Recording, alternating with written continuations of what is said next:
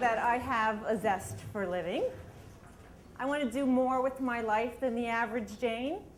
So last year, I compiled a short list of things I wanted to do before I turned 50.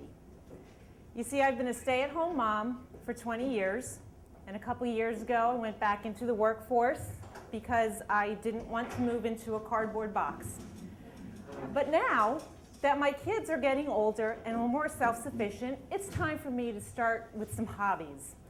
My oldest is getting married in a couple of months. I've still got 2 in college. I've got 2 in high school, and I've got a middle schooler starting in the fall. That's 6 if you're counting. It's time for some stress relief, right? So on my list, I'm going to run a marathon. I'm going to write a book. I'm going to visit India. I'm going to learn to play the drums. But on the top of the list is what I think is going to be the easiest of them all, skydiving. Yeah. So this, I hear, is great stress relief. But the funny thing is, because of my lifestyle, it's almost like a stressor just trying to schedule it. So here's what my day looks like. I go to work. I go to pick up the one daughter from her job, pick up the other daughter from school, take this daughter back to her second job, take my ground support daughter, get on the turnpike, drive for about an hour to get to the little rinky-dink airport, jump out of a plane, get back home, have a late dinner with the rest of the family, and go to work the next morning. No problem, right? So this is exactly what I do. I show up at the airport, and I'm telling you, rinky-dink.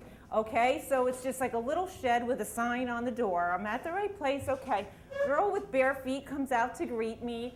Says, do you need the ladies' room? Of course. Okay, so you go out this gate, walk along the fence in the grass to this other building out there. I go into this shed. It's decorated from the 70s, okay?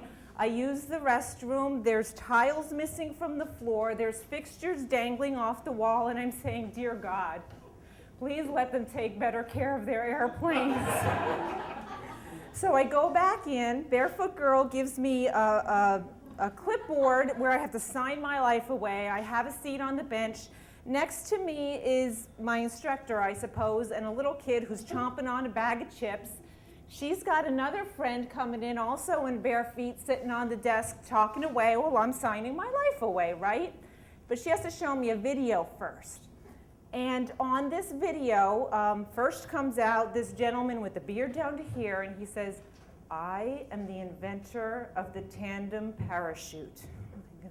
Okay, you know, Samson got his physical strength from his hair, so maybe there's some kind of intellectual osmosis through the facial hair or something like that. Next comes on this woman in a business suit sitting behind a desk stacked with books, and the camera angles down here, and she says, I am a lawyer in the state of Pennsylvania.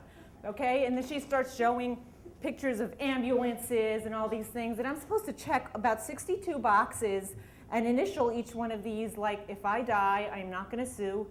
Not a problem, okay? I'll be dead. I think I had to say, if I do die, my spirit is not going to come back to haunt this airport. Again, not a problem, because if my spirit does come back, I think I'm going to remodel the bathroom. Which, by the way, did not even have a sign saying, like, pardon our appearance, we're trying to improve our service. No, nothing like that. So in this room, also in 70s decor with faded posters, and the instructor says, get down on the floor. Okay, he's going to teach me now. Put your knees up to your chest, hug them tight. You're going to be, you're going to be behind the pilot seat. When I say turn around, you grab onto this bar, but don't hold on to this one, because that's the door of the airplane, okay? You're going to flip, and it's really, really quick. And I'm thinking, this is it? Wait a minute, I don't have it yet. You'll be good. They suit me up, we get into the plane. It's the size of my car. It has one seat in it. That's for the pilot only. I'm sitting behind him, just like he told me to. My instructor is in the same position but facing me. It's so tight, my foot is about 2 inches from his crotch. I'm like, careful, don't move. Next to him is the photographer that I hired because, you know, pics or it didn't happen, right? In front of her, listen to this, the most experienced skydiver in the world. He's in the Guinness Book of World Records, most dives in a day, most dives in a lifetime. Incredible. Next to me. In front of him, in this little plane, 2 more skydivers. Now they're looking all stealth in their sleek suit. They got their helmets. They got the bands with the tells the elevation. They got the gloves, the goggles, the whole thing. I start looking at myself.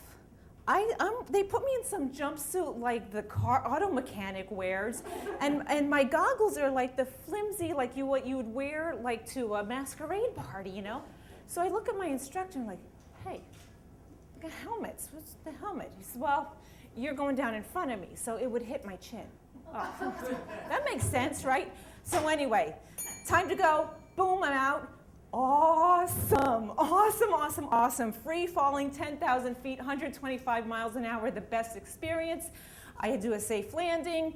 The only thing, my right arm falls asleep because I remember I am dragging down a full-grown man on my back, and so the harness digs in.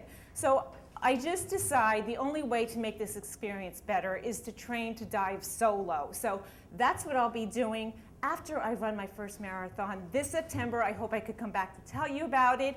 And no more judgments on their lack of shoes or furnishings, because I could understand wanting to do that all the time. Hey, listen, this world tells you you can have it all. You can have the career, the house, the family, the vacations, the hobbies, and that may be true, but it doesn't always happen in the same season. So whatever season you are in life, may God bless you and bless your new beginnings. Thank you very much.